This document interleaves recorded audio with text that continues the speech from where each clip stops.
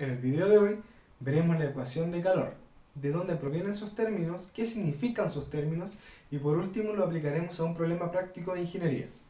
La ecuación de calor se basa en realizar un balance de energía en donde tenemos un calor que ingresa, un calor que sale, o sea, un flujo de calor.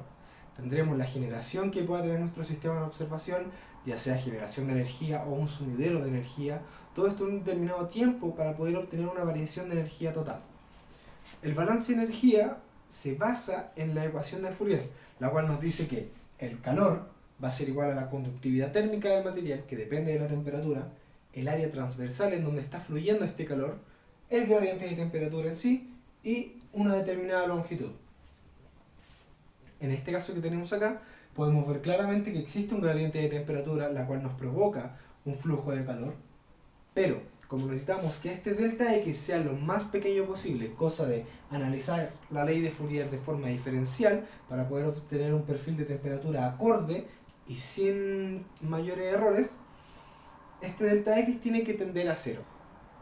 La ecuación de calor, ya realizada, desarrollada, basándose en la ley de Fourier y este balance de energía, nos da esta última ecuación, en donde tenemos 1 sobre r elevado a n, donde n va a ser igual a 0, 1 o 2, dependiendo del sistema en el cual estamos trabajando, por la derivada parcial con respecto a nuestra longitud, que puede ser una distancia longitudinal en un sistema cartesiano, o el radio en coordenadas cilíndricas o esféricas, derivando la conductividad térmica, que depende del material, que depende de la temperatura, nuevamente el r elevado a n y la derivada parcial de la temperatura con respecto a nuestro r, longitud, radio o el que pueda ser.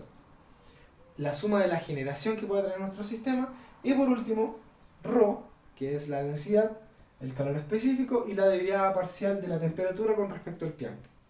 Este primer término que tenemos acá corresponde al término difusivo, la generación, y por último, este último término corresponde a la acumulación que puede existir en nuestro sistema. El n, si es que es igual a 0, significa que estamos trabajando en un sistema cartesiano.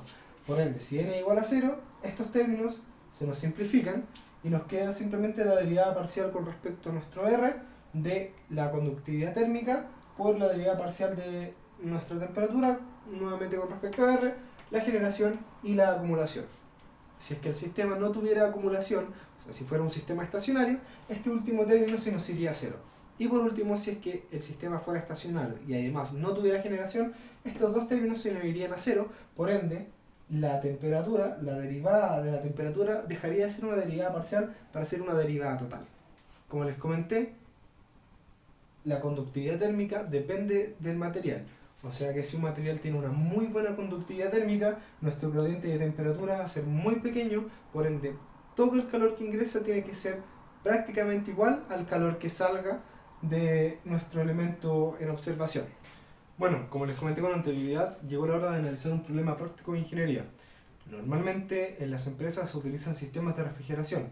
En este caso, vamos a analizar un sistema de refrigeración por amoníaco.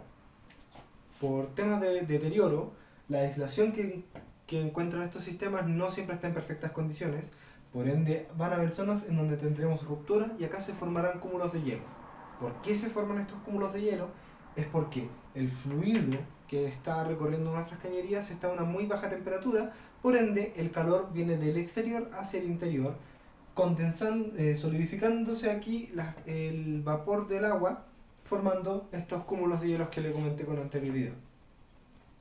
Bueno, analizando este caso, tomaremos un sistema estacionario, un sistema que no posee generación, en donde nuestra temperatura interna, T sub I, es mucho menor a la temperatura ambiental, y por último utilizaremos que la conductividad térmica va a ser una constante. No siempre es bueno utilizarlo de esta forma, ya que muchas veces muchos términos quedan afuera y los perfiles de temperatura no quedan como deberían quedar.